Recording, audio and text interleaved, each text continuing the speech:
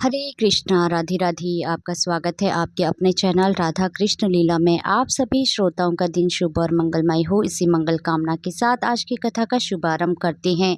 ईश्वर बोले, हे देवेश, अब मैं शुभ पवित्रारोपण का वर्णन करूंगा। सप्तमी तिथि को अधिवासन करके अष्टमी तिथि को जो पवित्र को अर्पण करना चाहिए, जो पवित्रक बनवाता है, उसके पुण्य फल को सुनिए। सभी प्रकार के यज्ञ, व्रत तथा दान करने और सभी तीर्थों में स्नान करने का फल मनुष्य को केवल पवित्र धारण करने से प्राप्त हो जाता है, क्योंकि भगवती शिवा सर्वव्यापिनी है। अंत इस व्रत में मनुष्य धनहीन नहीं होता है, उसे दुख, पीड़ा तथा व्याधियां नहीं होती है, उसे शत्रुओं से होने वाला भय नहीं होता है और वह कभी भी ग्रहों से पीड़ित नहीं रहता है। इससे छोटे बड़े सभी कार्य सिद्ध हो जाते हैं। हे वत्स, मनुष्यों तथा राजाओं के, विशेष करके स्त्रियों के पुण्य की वृद्धि के लिए इससे श्रेष्ठ कोई नहीं है। हे तात, सौभाग्य प्रदान करने वाले इस व्रत को मैंने आपके प्रति स्नेह के कारण बताया है। हे ब्रह्मपुत्र, श्रावण मास के शुक्ल पक्ष की सप्तमी तिथि को अधिवासन करके देवी के प्रति उत्तम भक्ति से उत्पन्न वह मनुष्य सभी सामग्रियों से युक्त होकर सभी पूजा द्रव्यों, गंध, पुष्प, फल आदि अनेक प्रकार के नैवेद्य तथा वस्त्र धारण करके आदि संपाद्य करके उनकी शुद्धि करे। उसके बाद पंचगव्य का प्राशन कराए, चरु से दिग्बलि प्रदान करे तथा अधिवासन करे। उसके बाद सहस्त्र वस्त्र तथा पत्रों से इस पवित्र को आच्छादित करे। पुनः देवी के उस मूल मंत्र से उसे 100 बार अभिमंत्रित करके सर्व शोभ्यमान उस पवित्र को देवी के समक्ष स्थापित करे। इसके बाद देवी का मंडप बनाकर रात्रि में जागरण करे और नट नर्तक तथा वारंगनाओं के अनेक विध कुशल समूह और गाने बजाने तथा नाचने की कला में प्रवीण लोगों को देवी के समक्ष स्थापित करे। उसके बाद प्रातःकाल विधिवत स्नान करके पुनः बलि प्रदान करे। इसके बाद विधिवत देवी की पूजा करके स्त्रियों तथा द्विजों को भोजन कराए। पहले देवी को पवित्रक अर्पण करे और अंत में दक्षिणा प्रदान करे। हे वत्स, अपनी सामर्थ्य के अनुसार कार्य सिद्धि करने वाले उस नियम को धारण करे। राजा को प्रयत्नपूर्वक स्त्री के प्रति आसक्ति, जुआ, आखिर तथा मांस आदि का परित्याग कर देना चाहिए। ब्राह्मणों तथा आचार्यों को स्वाध्याय का और वैश्यों को खेती का कार्य तथा व्यवसाय नहीं करना चाहिए। 7, 5, 3 एवं अथवा आधा दिन ही त्याग पूर्वक रहना चाहिए और देवी के कार्यों में निरंतर अपने मन में आसक्ति बनाए रखनी चाहिए।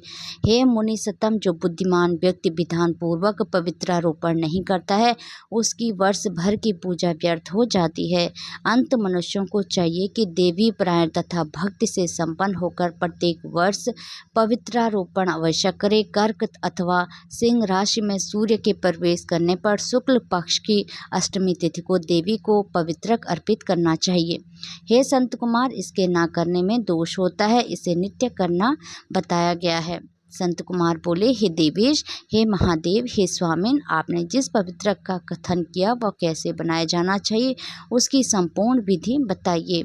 ईश्वर बोले, हे संत कुमार, स्वर्ण, ताम्र, चांदी, रेशमी वस्त्र से निकले गए कुश, काश के अथवा ब्राह्मणी के द्वारा काटे गए कपास के सूत्र को तिगुना करके फिर उसका तिगुना करके पवित्रक बनाना चाहिए। उनमें 308 तारों का पवित्रक उत्तम और 200 तारों का पवित्रक मध्यम माना गया है।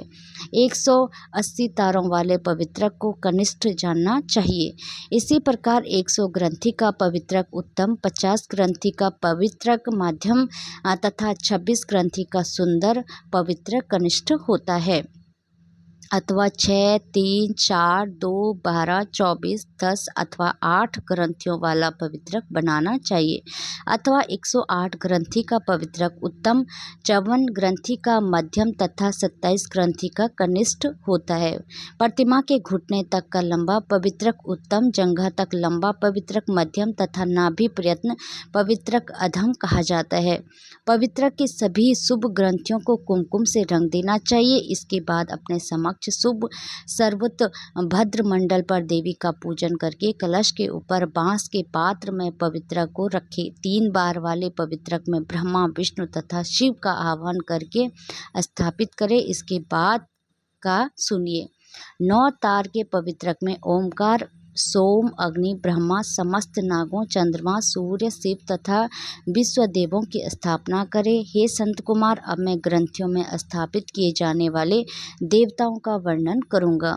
क्रिया, पौरुषी, वीरा, विजय, अपराजिता, मनोमनी, जया, भद्रा, मुक्ति और ईशा ये देवियां हैं। इनके नामों के पूर्व में प्रणव तथा अंत में नम लगाकर ग्रंथि संख्या के अनुसार क्रमशः आह्वान करके चंदन आदि से इनकी पूजा करनी चाहिए।